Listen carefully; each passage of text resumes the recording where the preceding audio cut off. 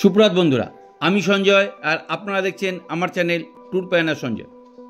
সিউড়ি ভ্রমণে আরও একটা নতুন ভিডিওতে আপনাদের সবাইকে স্বাগত।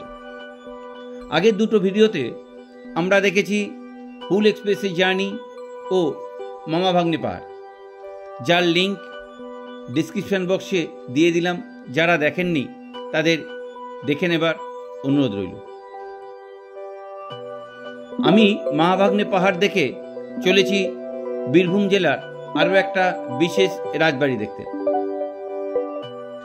এই রাজবাড়ির দূরত্ব সিউড়ি রেল স্টেশন থেকে 20 কিলোমিটার আর দুবরাজপুর রেল স্টেশন থেকে 4 কিলোমিটার,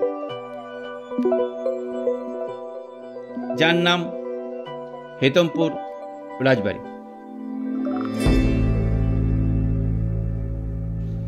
চলুন আমরা চলে এসেছি হেতমপুর রাজবাড়ির সামনে। আমার পেছনে যেটা দেখছেন এটাই হচ্ছে হেতমপুর রাজবাড়ি। চলুন ভেতরে যাই। এই হেতমপুরের রাজবাড়ির আর এক নাম হচ্ছে রঞ্জন প্যালেস।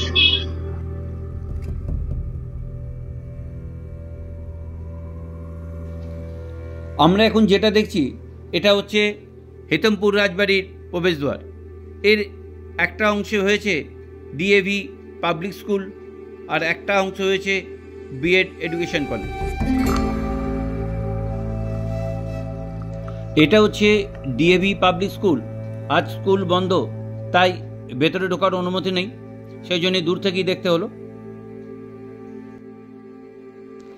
এই রাজবাড়ির প্রভাবশালী রাজা ছিলেন রামরঞ্জন চক্রবর্তী। 1905 সালে এই বাড়িটি তৈরি করা হয়, এই জন্যে এই বাড়িটিকে রঞ্জন প্যালেসও বলা হয়ে থাকে।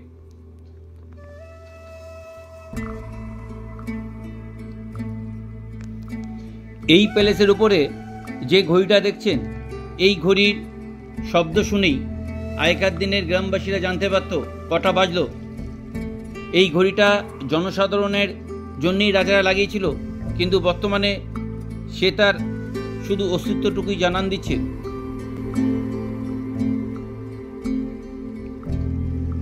চলুন এইবার আমরা আস্তে আস্তে সামনের দিকে এগিয়ে চললাম হেতমপুর রাজবাড়ির দিকে। এই রাজবাড়িটি হেতমপুরের মূল আকর্ষণের কেন্দ্রবিন্দু।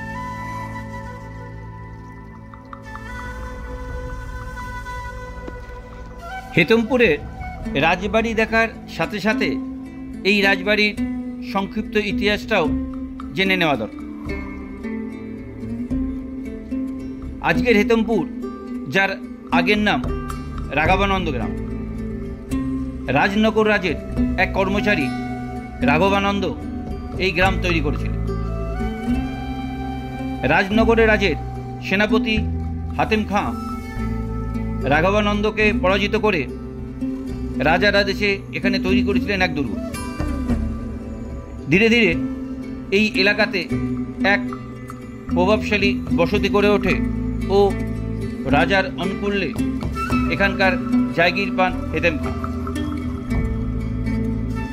কিন্তু হেতেম খাঁয়ের কোনো সন্তান না থাকায় তার অত্যন্ত কাছের প্রিয় পাত্র হাফেজ খাঁকে এই জায়গিরের দায়িত্ব দিয়ে যান হাতেম খাঁ।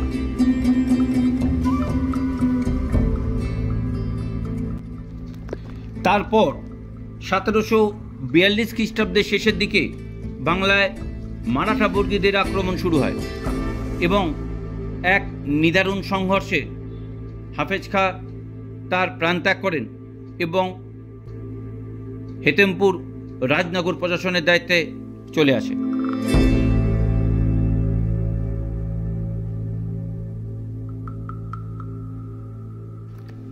পলাশী যুদ্ধের পর ইংরেজদের সাথে রাজনগরের যুদ্ধে ধ্বংস হয় এখানকার দুর্গ। পরবর্তীকালে হেতমপুর, আসাদগঞ্জ, ধামরিয়া ও আরও কিছু এলাকা নিয়ে একত্রে হেতমপুর নামে পরিচিতি লাভ করে এই জায়গা। আমি এখন দাঁড়িয়ে আছি হেতমপুর রাজবাড়িতে। শোনা যায় কাজী নজরুল ইসলাম নাকি কিছুদিনের জন্য এখানে আত্মগোপন করেছিলেন।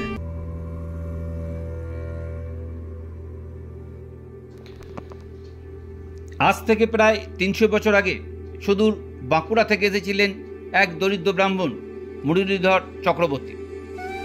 তার মৃত্যুর পর তার বড় ছেলে চৈতন্যচরণ ও তার মা ও ভাইদের নিয়ে থাকতে শুরু করেন এই হেতমপুরে। চৈতন্যচরণের বড় ছেলে রাধানাথ চাকরি পান হেতমপুরের রাজবংশের জমিদারিতে। পরবর্তীকালে তিনি এই জমিদারির সেরেস্তার দায়িত্ব পান। রাধানাথ মারা গেলে তার বড় ছেলে বিপ্রচরণ এই জমিদারিকে আরও উন্নতি সাধন করেন।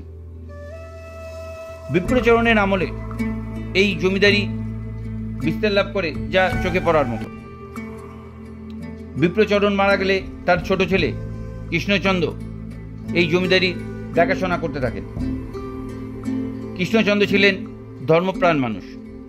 স্বল্পায়ু কৃষ্ণচন্দ্র মারা গেলে এই জমিদারির দায়িত্ব পান তার পুত্র রামরঞ্জন চক্রবর্তী। তৎকালীন ইংরেজ সরকার তাকে রাজা উপাধি দেন এবং তারপর তাকে রায় বাহাদুর পদে পদোন্নতি করেন। এটা হচ্ছে হেতমপুর জমিদার বাড়ির সেই তখনকার দিনের রথ, যে রথটি তৈরি করেন 1250 সালের আশেপাশে জমিদার রামরঞ্জন চক্রবর্তী। তাদের কুলদেবতা গৌরাঙ্গ ও নিত্যানন্দের জন্য এই রথটি তৈরি করা হয় ইংল্যান্ডের স্টুয়ার্ট কোম্পানি দিয়ে। রথের দিন গৌরাঙ্গ ও নিত্যানন্দকে এই রথে বসিয়েই শোভাযাত্রা বার করা হতো। আমার পেছনে যে রথটা দেখছেন এটা হচ্ছে সেই হেতমপুর যখন রাজারা ছিল তখন তৈরি করা হয়েছিল এই রথটা। এই রথটাতে কিন্তু আমরা রাজা সেনের যে দামু চলচ্চিত্র দেখি, সেই চলচ্চিত্রে কিন্তু এই রথের ব্যবহার আছে এবং চলচ্চিত্র শুটিংটা কিন্তু এই জায়গাতেই হয়েছিল। এবং এছাড়াও সত্যজিৎ রায়ের অভিযান, সন্দীপ রায়ের রবার্টসনের রুবি, এইসব বিভিন্ন চলচ্চিত্রের কিন্তু এখানে শুটিং হয়েছে এই বাড়িতে। এছাড়াও এই বাড়িতে সত্যজিৎ রায়ের গুপি গাইন বাঘাবাইন, মৃণাল সেনের মৃগয়া, তরুণ মজুমদারের গণদেবতা প্রভৃতি সিনেমার শুটিং হয়েছে।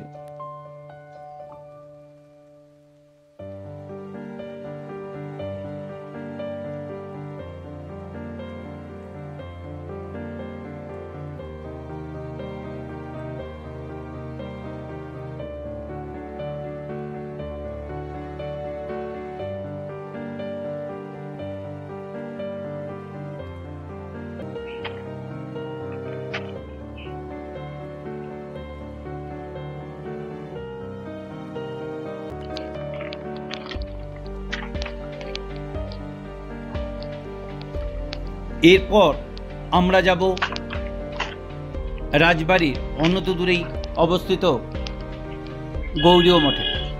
এই গৌরীয় মঠেই আছে জমিদার বাড়ির কুলদেবতা গৌরাঙ্গ ও নিত্যানন্দ মহাপ্রভুর বিগ্রহ। 2007 সালে এই গৌরীয় মঠ তাদের দায়িত্ব গ্রহণ করেন।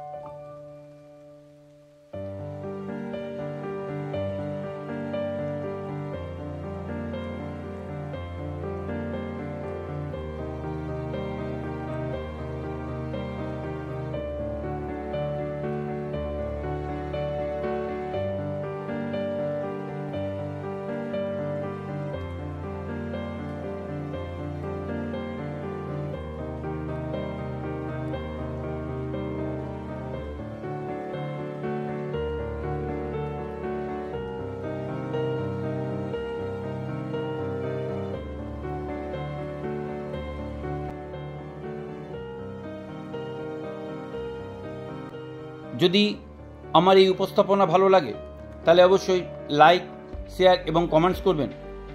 ও যারা নতুন বন্ধু আছো তারা চ্যানেলটা সাবস্ক্রাইব করে পাশের বেল আইকনটা প্রেস করে দিও, যাতে নতুন ভিডিওর নোটিফিকেশান সবার আগে তোমার কাছে পৌঁছে যায়। তাহলে দেখা হচ্ছে নতুন কোনো ভিডিওতে। ভালো থেকো, আনন্দ থেকো।